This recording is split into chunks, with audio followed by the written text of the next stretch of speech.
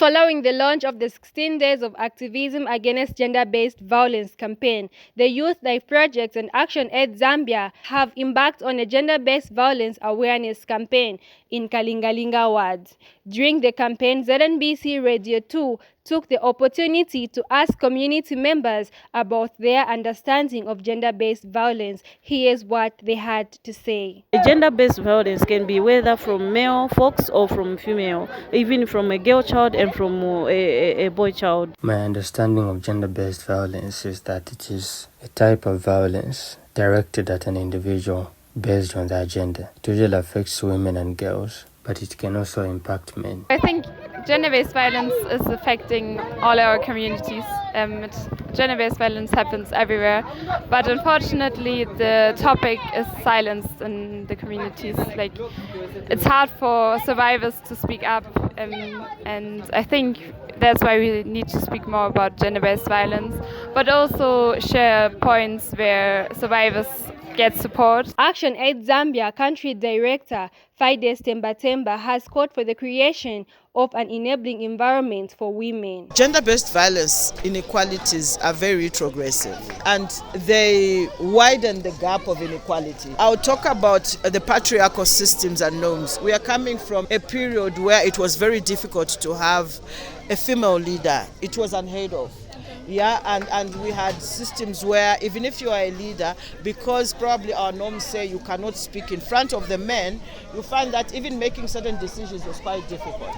And so we, women and men, have the same level of effort to contribute to the development of this nation.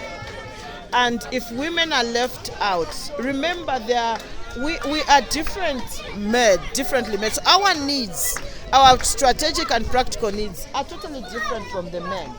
So if women are not on the table, the development agenda will still be something of the past. And Youth Life Project Director Mike Nkosi has emphasized the importance of proactive youth participation in social organizations to provide a platform for voicing pressing challenges such as gender-based violence. First of all, to ensure that we build capacity in our young people.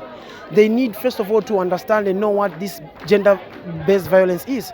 You know that we are coming from communities and societies where we believe that when someone beats you, they love you, or when someone abuses you, it means they care so much. So now we need to break these social norms and ensure that we disseminate the right information. Then secondly, we need to encourage our young people to understand that when someone loves you, they value you and they will respect your boundaries and all these other aspects that come with it.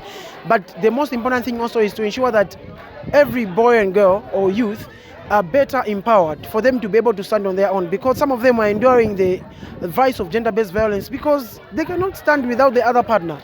So it's about time, and that's where you find the organizations like Youth Life Project become so relevant, because not only do we attend to these issues of gender-based violence in a narrative way, but we also offer skills empowerment programs that entail that anyone can access these programs freely, whether they are educated or not, whether they finish school or not. Meanwhile, Mutendere Police Officer Victor Ngandu from the Victim Support Unit joined the awareness campaign to educate and inform the public about GBV. Mr. Ngandu says as law enforcement agency, they do not just arrest offenders but also provide psychosocial counseling service to the victims. We, the police, we are law enforcers.